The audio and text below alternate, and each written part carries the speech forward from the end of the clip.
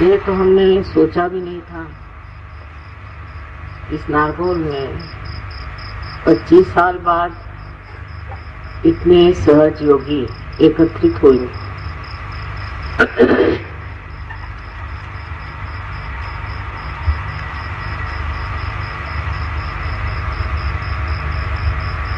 जब हम यहाँ आए थे तो ये विचार नहीं था कि इस वक्त शस्त्राल खोला जाए। सोच रहे थे कि अभी देखा जाए मनुष्य की क्या स्थिति। मनुष्य अभी भी उस स्थिति पे नहीं पहुंचा जहाँ वो आत्म साक्षात्कार को समझ सके। हालांकि इस देश में साक्षात्कार की बात अनेक साधु संतों ने सिद्धों ने की है और इसका ज्ञान महाराष्ट्र में तो बहुत ज्यादा है। कारण यहाँ जो मध्य मार्गी थे, जिन्हें नाथपंथी कहते हैं, ये नाथ लोग, उन लोगों ने आत्म कल्याण के लिए एक ही मार्ग बताया था, आत्मबोध का। खुद को जाने बगैर आप कोई भी चीज प्राप्त नहीं कर सकते। ये मैं भी जानती थी, लेकिन उस वक्त जो मैंने मनुष्य की स्थिति देखी वो बहुत उचित थी कि वो जिन लोगों के पीछे भागते थे उनमें कोई सत्यता नहीं, उनके पास सिवाय पैसे कमाने के और कोई लक्ष्य नहीं। और जब मनुष्य की स्थिति ऐसी होती है जहां वो सत्य को बिल्कुल ही नहीं पहचानता, उससे सत्य की बात कहना बहुत कठिन। और लोग मेरी बात क्यों सुनेंगे? बार बार मुझे लगता था कि अभी और भी मानव को बढ़ना चाहिए, किंतु मैंने देखा कि कलयुग की बड़ी घोर यातनाएं लोग भोग रहे हैं। एक तो पूर्व जन्म में जिन्होंने अच्छे कर्म किए, उन लोगों को भी वो लोग सता रहे थे जिन्होंने पूर्व जन्म में बुरे कर्म किए। उसमें ऐसे भी लोग थे जो पूर्व जन्म के कर्मों के कारण बहुत त्रस्त थे, बहुत तकलीफ थी। और कुछ लोग ऐसे थे कि जो वही पूर्व जन्म के कर्म लेकर के राक्षसों जैसे संसार में, और वो किसी को छलने में, सताने में, उसकी दुर्दशा करने में कभी भी नहीं सकते। तो दो तरह के लोग तो मैंने देखे खास, एक जो पीड़ा देते हैं और एक जो पीड़ित। अब ये सोच रहा था कि इसमें से इसकी ओर नजर पर जो लोग पीड़ा देते थे उस बहुत अपने को सोचते थे कि वह संपूर्ण इंसान परफेक्ट। उनमें यह कल्पना ही नहीं थी कि वो दूसरों को तकलीफ दे रहे, परेशान कर रहे। और दूसरे जो लोग पीड़ित थे वो बर्दाश्त कर रहे थे, शायद मजबूरी की वजह से हो, या उनको कभी भी ये मालूम ही नहीं था कि इस तरह की जो किया करता है उसका प्रतिकार करना चाहिए, उसका विरोध करना चाहिए। उस वक्त ये सोच रही थी कि मनुष्य तब ये सोचेगा कि हमें बदलना, हमें आने अंतर एक परिवर्तन आना, क्योंकि दोनों भी अपने तरह से खुद को समझा बुझा कर चुके।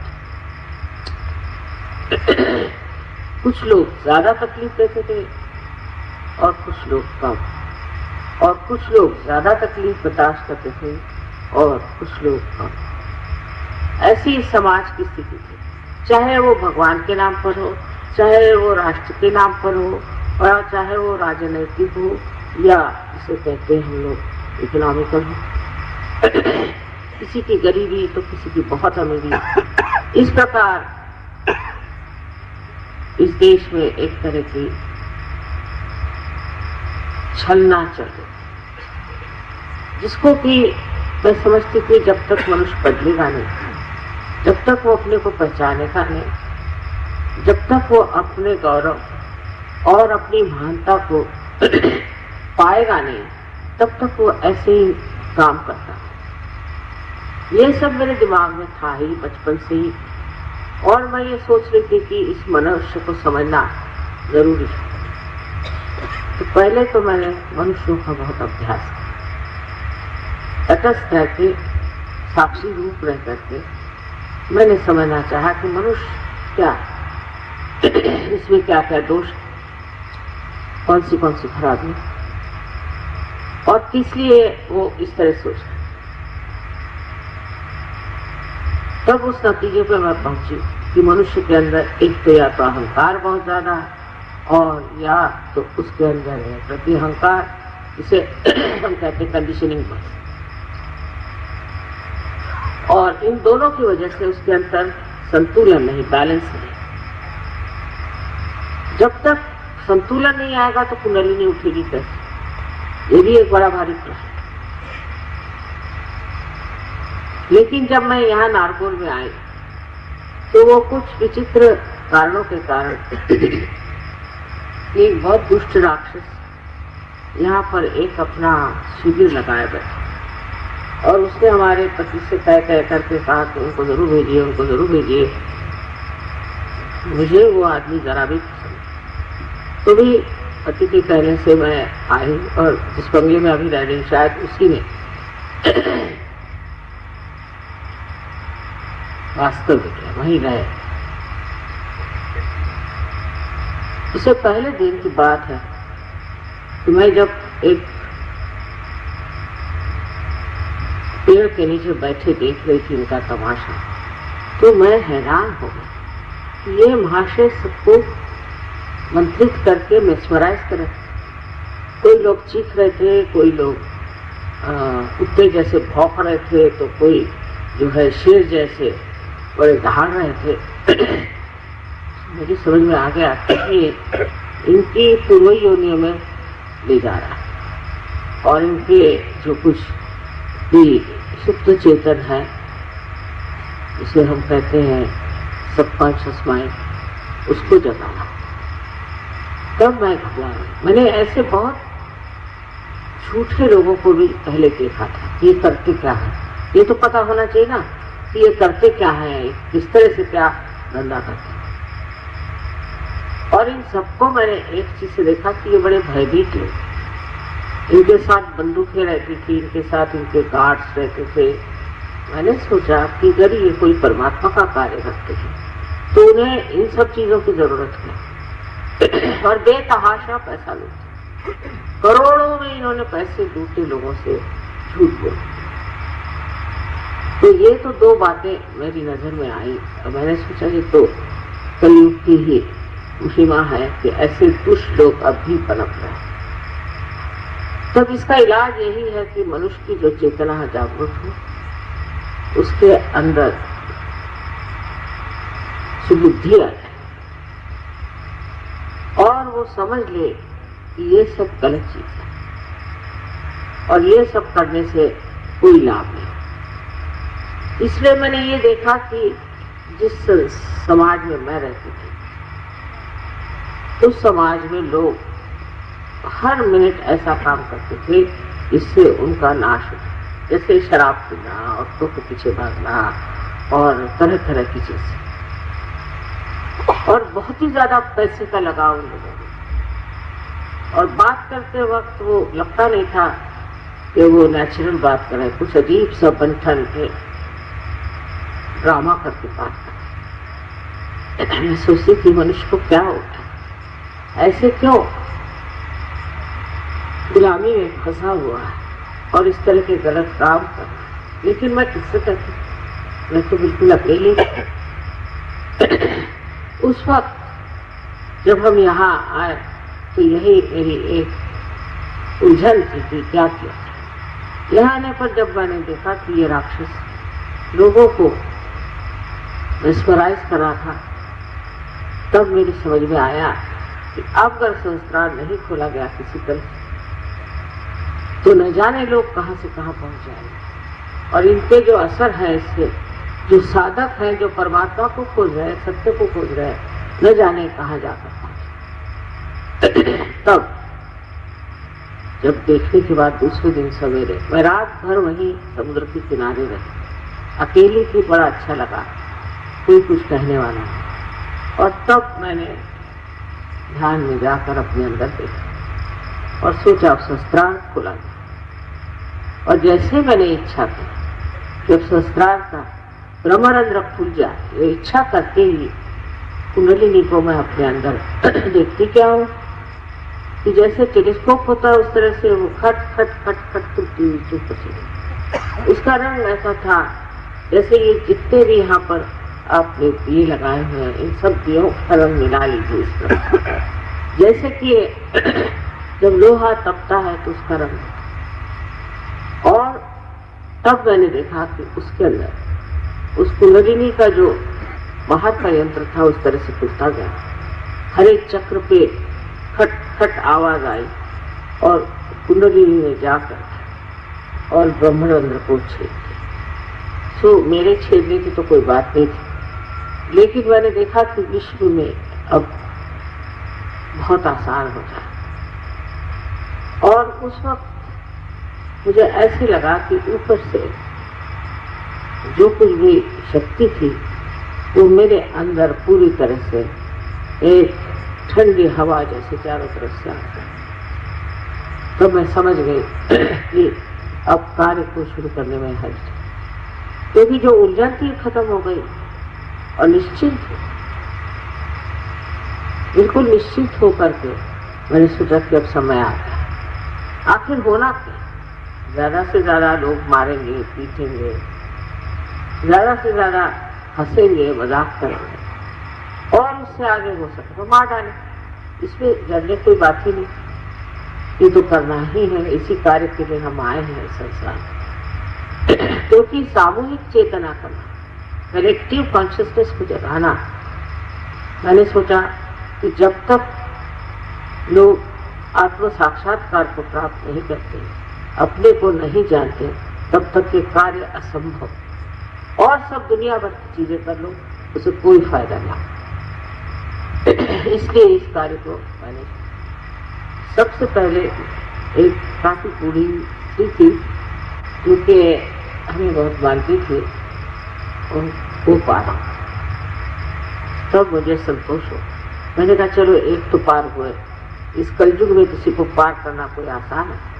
जब एक पार हुई तब मुझे लगा कि हो सकता है कि और बहुत से पार हो जाए। पर सामूहिक चेतना के लिए चेतना देना तो बहुत आसान था, एक इंसान को पार कराना बहुत आसान था, एक आदमी को ठीक करना बहुत आसान था, पर कलेक्टिवली सामूहिक में ये कार्य करने के लिए फिर जो मैंने मनुष्यों के बारे में अनुभव किया था उस पर थोड़ा सा काम ऐसा कि मैं जब देखूं किसी आदमी में एक दुर्गुण है या उसके अंदर कोई तकलीफ है या उसके अंदर कोई कंडीशनिंग है, तो उसको निकालने के लिए क्या करना चाहिए। क्योंकि एक आदमी को एक परेशानी, दूसरे को दूसरी, तीसरे को तीसरी। अगर सामूहिक कार्य करना है तो एक ही जागरण से सबको लाभ होना चाहिए, सबको फायदा होना चाहिए। अब ये मैं आपको समझा नहीं सकती कि कब समय है कि सामूहिक चेतना का जो कार्य किसी ने नहीं किया करती, ये बात सही है। वो मैंने बहुत ध्यान धारणा से प्राप्त हुआ। अपनी कुंडलिनी को चारों तरफ घुमा के अपने कुंडलिनी को बार बार लोगों पर उसका असर डालते, और बिल्कुल इस मामले में कोई भी नहीं जानता मेरे अंदर क्या शक्तियां हैं, मैं कौन हूं, कोई जानता। हमारे घर में भी कोई नहीं जानता और ससुराल में भी कोई नहीं जानता था, मैं में भी कोई नहीं जानता। और मैंने कभी किसी से बताया, क्योंकि बताने से भी खोपड़ी में जाना तो आसान चीज नहीं। इंसान की खोपड़ी ऐसी मैंने देखी, इसमें तो कोई भी विचार घुसना बहुत मुश्किल। सब अपने को घमंड में बैठे हुए, सब अपने दूसरे को समझ रहे हैं, अब इनको कौन बताए? जैसे कबीर ने कहा, कैसे समझाऊं सब जगह। मुझे तो लगा अंधा नहीं है पर अज्ञानी बहुत, एकदम अज्ञान का भंडार, और ये इतना सूक्ष्म ज्ञान इनको कैसे दिया जाए। लेकिन कुंडलिनी उस लेडी की, उस देवी की जब जागृत हुई तो मैंने देखा कि उसके अंदर एक सूक्ष्म शक्ति आ गई और वो उस सूक्ष्म शक्ति से मुझे समझने लगा। उसके बाद 12 आदमी पार, और पार होने के बाद हैरान हुए क्योंकि आंखों में एकदम चमक आ गई और वो देखने लगे सब चीजें। एक अजीबोगरीब संवेदना उनके अंदर आई जिससे वो महसूस कर रहे हैं। और शुरुआत के 12 लोगों के हर एक चक्र पर मैंने अलग अलग कहा, क्योंकि जो नींव में चीज पड़ती है वो मजबूत होती है। उसकी मजबूती करने के लिए काफी मेहनत करनी, क्योंकि हालांकि उनकी कुंडली जागृत हो गई थी, पर आप जानते हैं कि कुंडलिनी को जागृत करने के बाद भी उसको ठीक दशा में ले जाने के लिए ध्यान धारणा आदि करने और उसको बिठाना पड़ता। तो 12 आदमियों पर मैंने बहुत मेहनत की और उस मेहनत के फलस्वरूप ये जरूर मैंने जान लिया कि अगर ये 12 आदमियों की 12 प्रकृतियां और इनको साथ में बिठाते ही साथ किस तरह से कहना चाहिए कि आत्मा की जो प्रकाश शक्ति है उसको किस तरह से संगठित करना चाहिए, उसको किस तरह से, जैसे कि सुई में हम फूल पिरोते हैं तो वो समग्रता किस तरह से है। इन 12 आदमियों की अलग अलग प्रकृतियों को इस तरह से एक सूत्र में बांधा और जब उनकी जागृति हो गई तब मैंने देखा कि उनके अंदर, सबके अंदर एक सूत्रता बनती जा रही, धीरे धीरे बनती। थोड़ी बहुत मेहनत भी करनी पड़ी मुझे, लेकिन किसी को बताने के लिए, जनता जनार्दन को बताने के लिए मैंने सोचा अभी उसके लिए आसान नहीं, लोगों को समझने में बात नहीं। फिर कावजी जहांगीर हॉल में एक प्रोग्राम का आयोजन, वहां मैंने पहले बताया कि कितने राक्षस आए, कितने राक्षसी आए, ये लोग क्या करेंगे। तो सब घबरा कहने लगे कि अगर ऐसे माता जी बात करेंगी तो इनको कोई भी मदद कर देगा नहीं। तो सबने कहा, मुझसे बताया कि ऐसी बातें आप मत करिए, नहीं तो बड़ी मुश्किल हो जाएगी। मैंने कहा अभी तक तो मुझे मारने वाला कोई पैदा नहीं और आप लोग निश्चिंत हैं। धीरे धीरे ये जो छोटी छोटी सरिताएं थी सबके अंदर, छोटी छोटी नदियां थी कुंडलिनी की, उनको मैंने कहा कि आप लोग सब मेरे कुंडलिनी पर ध्यान दें। तो ध्यान करते ही वो निर्विचार होता और निर्विचार होते ही साथ उनको ये लगे कि मेरे साथ उनका बड़ा तादाद है। फिर ये निर्विचारिता बढ़ने लगी। धीरे धीरे सामूहिकता का एक नया प्रकाश हुआ। ये पहले मैंने कावजी जहांगीर हॉल में देखा। हिंदुस्तानी लोग जो है, भारतीय लोग हैं, ये इस भूमि में इसलिए पैदा हुए हैं कि ये बड़े ही धार्मिक, बहुत ही सुंदर इनका जीवन रहा हो, क्योंकि हिंदुस्तान में इतनी मेहनत नहीं करी, बहुत जल्दी लोग पार हो जाते थे। शुरुआत में जरूर थोड़ा बहुत समय लगा, लेकिन प्रदेश में तो हाथ टूट जाता। किसी की कुंडली नहीं उठाना मुझे ऐसा लगता है जैसे पहाड़ उठाए चले और फिर धड़ से नीचे गिर गए, उठाओ फिर धड़ से गिर, और फिर जब कलेक्टिवली सामूहिक में तो बड़ी मुश्किल और अजीब और गरीब सवाल पूछना और ये और वो दुनिया भर की बातें। जब मैं उसका जवाब देती तो हैरान हो जाती कि ये इतना जानती कैसे है, इनको ये सब मालूम कैसे है। बड़ी मेरी परीक्षा करती क्योंकि अहंकार बहुत ज्यादा। अब धीरे धीरे ऐसी चीजें, जैसे लंदन में पहली मर्तबा 7 सहयोगी आए, वो 7 हिप्पी थे पहले और ड्रग्स लेते थे, उनसे वो सहयोगी बन गए। इससे मतलब ये तो हुआ कि एक तरह का सहारा मिल गया, निश्चिंती हो गई, इस सहयोग से लोग ड्रग छोड़ दें। लेकिन अब ये ड्रग एडिक्ट्स को चुकाने लगाना कोई आसान है। उसे एक अच्छा ही, क्योंकि उन पे जो हमने मेहनत करी उससे एक अनुभव आ गया कि कठिन से कठिन भी कोई इंसान हो, जब उसकी इच्छा होती है कि उसे योग प्राप्त होना चाहिए, उसे आत्मज्ञान होना चाहिए, इच्छा मात्र अगर हो तो वो पाप है।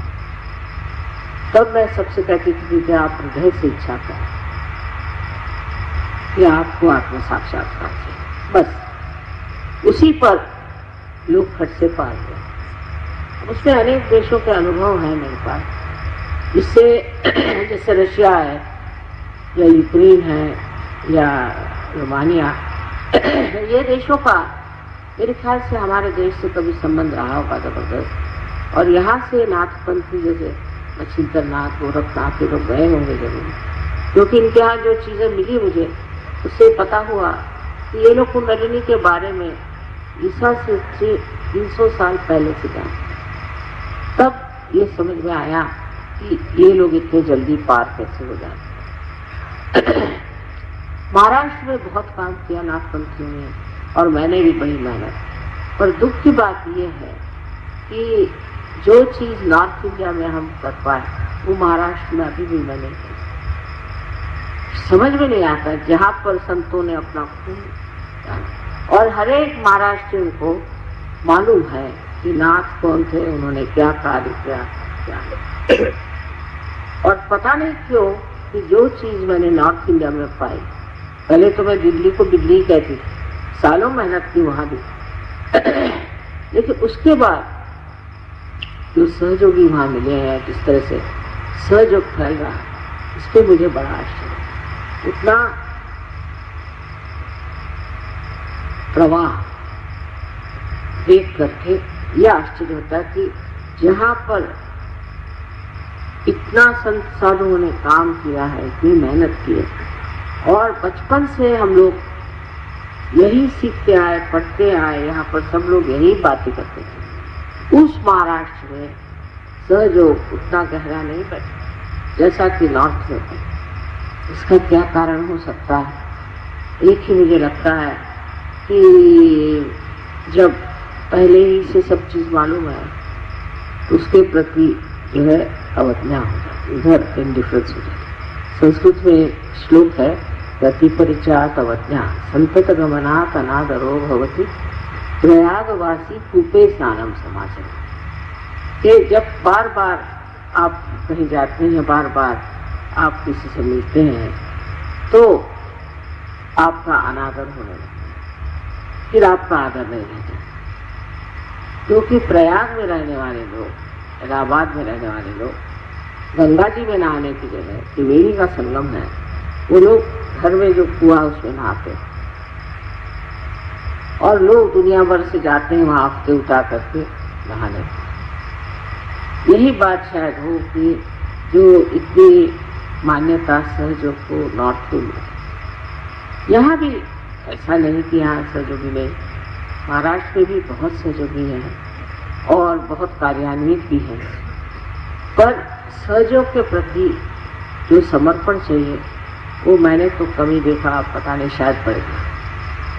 समर्पण का मतलब है कि हमें सहयोगी पद जो मिला है, उस सहयोगी पद को हम किस तरह से इस्तेमाल, वो सिर्फ हम अपने लाभ के लिए, अपनी तकलीफ के लिए, अपने ही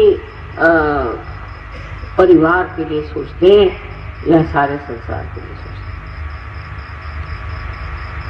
हैं। ये कुछ समझ में नहीं आता कि महाराष्ट्र की जो संस्कृति है और जो महाराष्ट्र में धर्म की इतनी गहन छाप है। उस महाराष्ट्र में सहयोग इतना नहीं बना।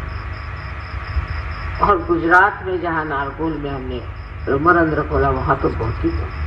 गुजरात के लोग तो बड़ी समझ में नहीं आते, बहुत मेहनत की, गुजरात भी गए, पर सबसे ज्यादा महाराष्ट्र में मेहनत की, क्योंकि आज यहाँ महाराष्ट्रीय लोग बहुत हैं। मुझे कहना ये है कि सहज योग को बढ़ाने के लिए सबसे पहले आप ध्यान धारणा करें और गहरे, जब गहरे आप उतर जाते हैं तब आपको लगता है कि मैं ही क्यों इसका मजा उठाऊं और लोग भी इसका मजा उठाएं। और जब ये भावना अंदर आती है तो सहयोग फैलता है, और उसके बाद मनुष्य जो है अपने जीवन में यही सोचता है कि दूसरों को सुख देना, दूसरों को आनंद देना, इससे बढ़ के और कोई चीज, और सब चीजों को भूल जाता। ये जब होता है तब सहयोग बढ़ता है। रात दिन वही चिंतन, रात दिन वही सोचना, इसमें मजा आता है। आज यहाँ देखकर मैं बहुत खुश हुई कि सारे दुनिया से यहाँ लोग आए। इसके अलावा और भी लोग जो कहना चाहिए कि परदेश से तो आए हैं, अब यहाँ के लोग आए हैं, और दिल्ली वगैरह से दिखते लोग हैं। ये कम से कम एक बड़ी मुझे आनंद की बात लगती है कि इस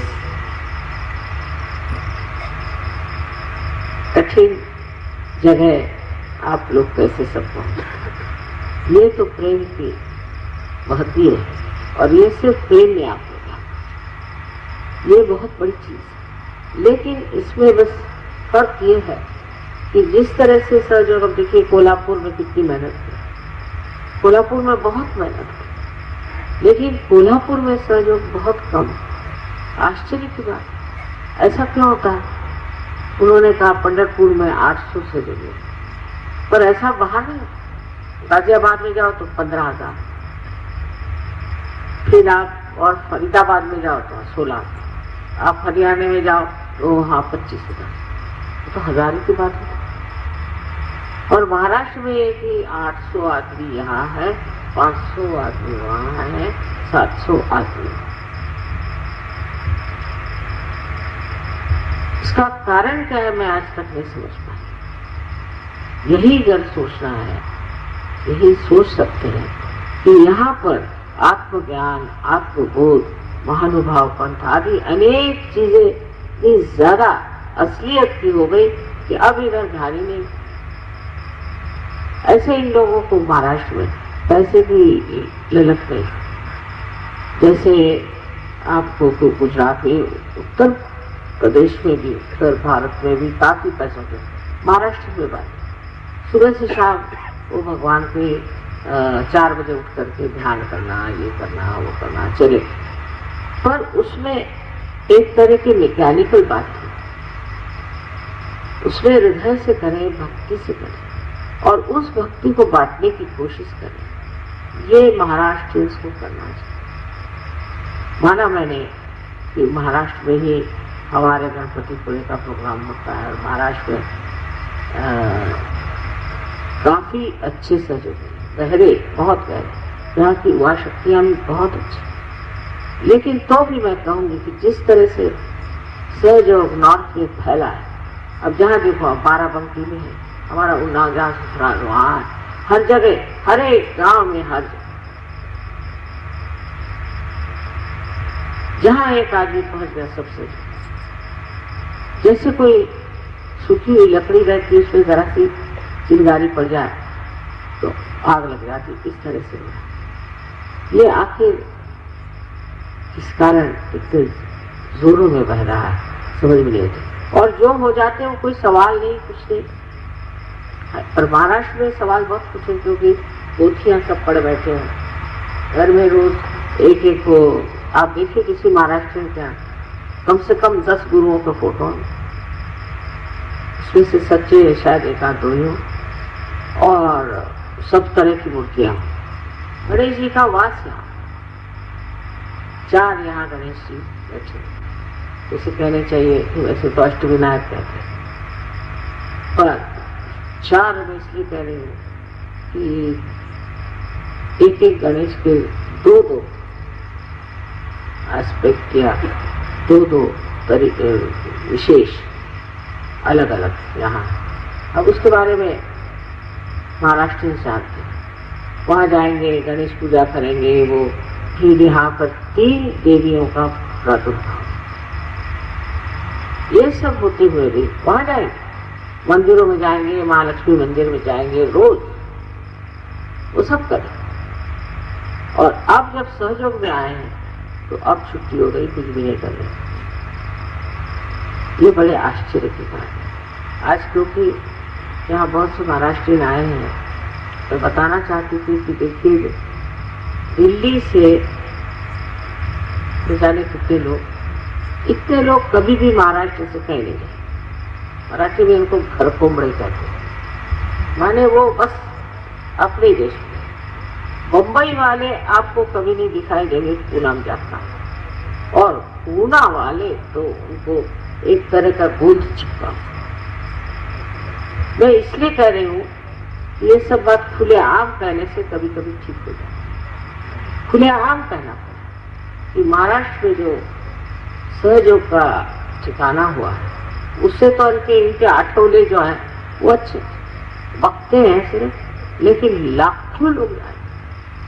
गुजरात का तो क्या है, इनके तो ऐसे ऐसे गुरुओं को पकड़े, पर महाराष्ट्र को क्या, जिसमें रामदास स्वामी ने सब गुरुओं की चर्चा की और उसमें बताया है कि इतना ही नहीं, सबसे तो बढ़ के मैं कहूंगी ज्ञानदेव ने इतना साफ सहयोग समझाया है, रोज वही गाते हैं ना। और नामदेव ने जो लिखा हुआ है जो गुआ का गाना, वो रोज देहातों में गाते कि हमको मां तुम योग दो, पर वो योग करने के लिए उनके फुर्सत है। आप किसी गांव में जाओ, वहां खूब भीड़ हो जाए, जो मैं जाऊं, उसके बाद अगर 2 आदमी भी मिल जाए तो बढ़िया रहेगा। तो मैं ये कहूंगी कि महाराष्ट्र लोगों को चाहिए कि कुछ इन लोगों के लिए प्रार्थना करें, हवन करें, कुछ न कुछ ऐसी सामूहिक चीज करें, इससे महाराष्ट्र की जागृति वैसी हो जाए जैसे उत्तर भारत में हुई है, जैसे कि रशिया में। वैसे समर्पित जो है वो बहुत अच्छे हैं, लेकिन अभी सहयोग क्यों बढ़ता नहीं, ये मेरी समझ में नहीं आया।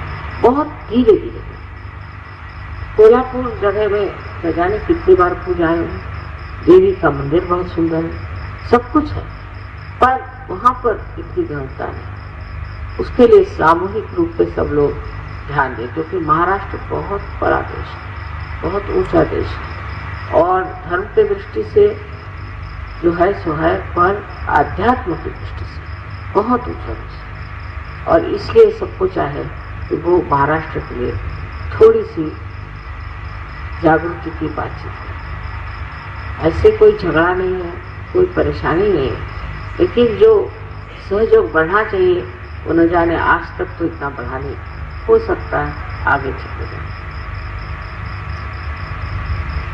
अब जो आप लोग इतने यहाँ आए, इससे न जाने क्यों ये एक अजीब तरह की अनुभूति हुई कि किस तरह से 25 साल में इस छोटी सी जगह में आप लोग आए। 25 साल तक हमने मेहनत की, ये मैं बात मानती, मेहनत बहुत की, पर 25 साल के बाद इतने लोग इस नारगोल का महत्व समझेंगे और यहाँ आएंगे, ये बड़ी आश्चर्य है।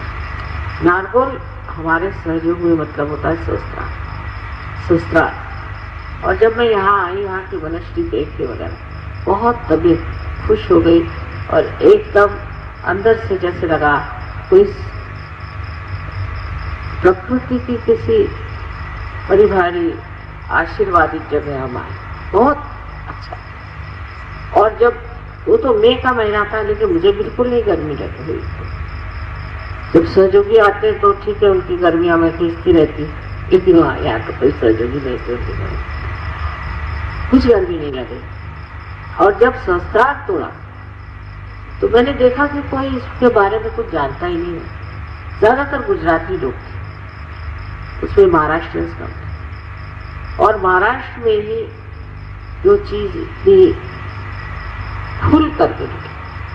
कितनी ही किताबें आप देखिएगा महाराष्ट्र में, असली किताबें हैं, उसमें झूठ नहीं, जो सत्य है वही लिखा हुआ है, चक्रों पे लिखा हुआ है, कुंडलिनी पे लिखा हुआ है। सब कुछ इतना लिखने पर भी यहाँ उस ज्ञान को प्राप्त करने के बाद लोग उसका इस्तेमाल करें तो न जाने कितना बच, कितना यहाँ सहयोग बढ़ सके। अब हमारी जो सहयोग की प्रणाली है वो इतने लोगों में फैल गई, इतनी गहरी पहुंची, जो आप ड्रामा देखो से समझ गए। इस ड्रामा में उन्होंने दिखा दिया अपने दिमाग से सोच करके कि माँ क्यों आई। कि सब लोगों ने कहा कि हमने बहुत मेहनत करी, हमने पूरी कोशिश करी कि इंसान जो है वो आध्यात्म में आ जाए और परमात्मा की ओर उसकी नजर जाए और उसको किसी तरह से योग प्राप्त हो, और कुछ चीज बनी नहीं। इसलिए अब हम देवी से कहते हैं कि तुम ही अवतरण लो। आदिशक्ति से कहते तुम ही अवतरण लेकर के जो तुमने ये संसार बनाया है उसको ठीक है। बिल्कुल पते की बात, इसमें कोई शक नहीं। और हुआ भी ऐसे और बना भी ऐसे। सारा जो कार्य है इस तरह से बड़े सुचारू रूप से बन रहा। और जिस वक्त में ब्रह्मरंध्र को तोड़ा था उस वक्त सोचा भी नहीं था मैं कि मेरे जीवित रहते हुए इतना मैं कार्य देख सकता। पर यह कुंडलिनी की महिमा और परम चैतन्य का कार्य। परम चैतन्य से तो मैं खुद हार गई कि पता नहीं क्या करते रहे। हालांकि मेरी शक्ति है, लेकिन ये परम चैतन्य आप देख रहे हैं, तरह तरह के फोटोग्राफ्स मेरे बना रहे हैं, तरह तरह के चमत्कार दिखा रहे हैं, 50 तरह के चमत्कार। जैसे मेक्सिको में एक स्त्री थी, वो यूएन में काम करती थी, न्यूयॉर्क में, वहाँ मुलाकात हुई थी। उसके बाद वो पार भी हो गई और वो मेक्सिको चली गई, वहाँ नौकरी मिल गई यूएन में। उससे चिट्ठी लिखी कि मेरे लड़के की तबीयत बहुत खराब हो गई है, छोटा लड़का है, उम्र में बहुत छोटा है, और ये बीमारी हमारे खानदान में होती है जब लोग बिल्कुल बुढ़े हो जाते हैं, और इस बच्चे को इतनी छोटी उम्र में हो गई और अब ये बच नहीं सकता। इसके लिए माँ मैं क्या करूँ, मैं उसे ले आऊँ। 3 चिट्ठियाँ हुई, ये परम चैतन्य की बात बता। और चौथी चिट्ठी में उसने लिखा कि लड़का अपने आप से ठीक हो। वो हार्वर्ड यूनिवर्सिटी पर एकदम ठीक हो गया, उसकी बीमारी एकदम ठीक हो गई। डॉक्टर किया क्या तुमने, वो कैसे ठीक हो? तो यह परम चैतन्य जो है इससे बढ़ के कोई डॉक्टर भी नहीं, और जिस तरह से ये काम करते हैं एक कमाल है। तो अब किसी ने पूछा कि ये गणेश जी दूध पी रहे, ये क्या है? ये मैंने कहा भाई ये परम चैतन्य कृति युग में आ गए और कार्य करने का। अब ये जो करे सो कम। गणेश जी को दूध पिलाएंगे, वो शिव जी को दूध पिलाएंगे, इसको कुछ कह सकते हैं? कौन सी बात जो है वो परम चैतन्य नहीं कर सकते। हर तरह का वो काम करते हैं। एक साहब थे कनाडा में, ये भी काफी पुरानी बात है। तो उन्होंने मुझे चिट्ठी लिखी कि माँ मेरे पास पैसे नहीं हैं और इस कार्य के लिए इतना रुपया चाहिए। मैं कहा अच्छा कोई बात नहीं। दूसरे दिन उसने फोन किया कि माँ मुझे रुपया मिल गया। कैसे? मैंने ड्रॉर खोला तो उसमें रुपया रखा। ये भगवान, मैंने तो रुपया भेजा नहीं, इसको रुपया कहाँ से? उसने कहा कि जितना मुझे चाहिए था एग्जैक्टली। ऐसे तो बहुतों को अनेक अनुभव आए, अनेक अनुभव आ रहे हैं, क्योंकि परम चैतन्य जो है वो आशीर्वाद स्वरूप हर जगह आपको आशीर्वाद, शांति देगा, प्रेम देगा, हर तरह को आपको संभालेगा, सब कुछ है। लेकिन उनकी जो चाल है ना उसमें बहुत स्पीड आ गई। मेरे खुद ही नहीं समझ में आता कि ये इतने कार्य कैसे करते। अमेरिका जैसी जगह जहाँ के लोगों को बिल्कुल भी कहना चाहिए सूझबूझ ही नहीं है अध्यात्म। इस टाइम अमेरिका में इतना बड़ा प्रोग्राम हुआ, इतने बड़े हॉल में, लोगों को बैठने की जगह नहीं थी और 5 मिनट में सब लोग पार होते, 5 मिनट। वही फिर लॉस एंजलिस में मैं हैरान हूं, ये लोग इतने मूर्ख हैं, इनके साथ ऐसे कैसे 5 मिनट। फिर कनाडा गए, वहीं भी 5 मिनट, उससे आगे गए, वहां भी 5 मिनट। कुछ समझ में आए नहीं क्या क्या। तो परम चैतन्य की कृतियां भी इतनी बढ़ गई हैं, इतने तरह तरह की हो गई हैं कि कोई समझ नहीं सकता क्या बात है और ये किस तरह से घटित होता है। और कोई मुझसे पूछे तो मैं समझ नहीं। अब किसी ने मेरा फोटो दिया कि मैं चाहती हूँ कि जिस तरह से माँ के बारे में कहा जाता है कि उनके चरणों में चांद और सर पे सूरज, वैसा फोटो मुझे। और वाकई में ऐसा फोटो आप लोग जिस चीज की इच्छा करें वो हो जाए। इसको क्या कहना चाहिए, इस परम चैतन्य की अपनी शक्ति जो है इतनी सुचारू रूप से चलती है और इस कदर जानती है हर एक की तकलीफ परेशानियां, बड़े प्यार से दुलार से उसको ठीक करती है। इस परम चैतन्य की जो गति है, आज तक तो आपने आदि शक्ति की पूजा की है, उसी वक्त आपने उस परम शक्ति की भी, इसे की परम चैतन्य कहते हैं, रूह कहते हैं, इसकी पूजा की। यहाँ पर जब मैं आए तो मैंने उसी का प्रादुर्भाव सब जगह देखा और सोचा कि यहाँ कुछ न कुछ देवी ने आशीर्वाद दिया हुआ है पहले ही। और वाकई में यहाँ इतने जल्दी खट से जो कार्य हुआ, इतना बड़ा, इतना महान, वो मेरी समझ में नहीं आई कि ऐसा इतने जल्दी क्यों हो। ये वही परम चैतन्य। अब कहिए कि मेरी शक्ति है, लेकिन मैं ही मेरी शक्ति को नहीं जानती हूँ, ऐसा हाल हो। इतने जोरों में दौड़ रही है कि समझ में नहीं आता कि अब क्या करेगी और आगे क्या। मतलब ये है कि ये जो शक्ति है ये इतनी अब आतुर है, इतनी लालायित है कि संसार में ये जो विश्व का परिवर्तन है, ग्लोबल ट्रांसफॉर्मेशन है, उसको करने में बिल्कुल देर नहीं करना, पर जो इसमें आएंगे और जो इसके लिए करेंगे वही प्राप्त कर सकते। अब महाराष्ट्र में यही मैं आपको बताना चाहती हूँ, ये शक्ति कार्यान्वित हो रही बड़े जबरदस्त, और आप लोगों को सबको चाहिए कि इसे पूरी तरह से आप जान लें, समझ लें। इस शक्ति की जो कार्य करने की प्रणाली है उसे समझें और उसके माध्यम से आप काम कर सकते हैं। अगर वो आप इस्तेमाल करना शुरू कर दें इस शक्ति को, तो हर कार्य को आप कर सकते हैं। अगर कोई आदमी आपको सता रहा है तो उसको भी एक तरह से बंधन दे सकते हैं, कोई कार्य करना हो उसको बंधन दे सकते हैं, सिर्फ बंधन। और बंधन में क्या करते हैं, आपकी ये जो शक्ति आपके अंदर से बह रही, उस शक्ति को ही आप लपेटते हैं और उस शक्ति को, उस जो भी आपको प्रश्न है, जो भी आपके लिए एक प्रॉब्लम है, उसको आप बंधन दे देते, वो शक्ति उस पर कार्यान्वित होती है। आपके पास ये शक्ति, आप इतने शक्तिशाली हैं, अगर आप इसको इस्तेमाल करें तो न जाने कहां से कहां। तो मनुष्य खोया और पार होने के बाद भी अभी जब तक हम लोग इसको वो चीज विशेष न समझे, तब तक सहयोग फैलना बड़ा मुश्किल। रूमानी आदेश जिन्होंने कभी सुना ही नहीं कि आदिशक्ति नाम की क्या चीज है, ऐसा मैं सोचती हूँ, वहां सहयोग इतने जोर से फैले, बड़ा आश्चर्य। वहां 5000 सहयोग एक शहर, अब तो और बढ़।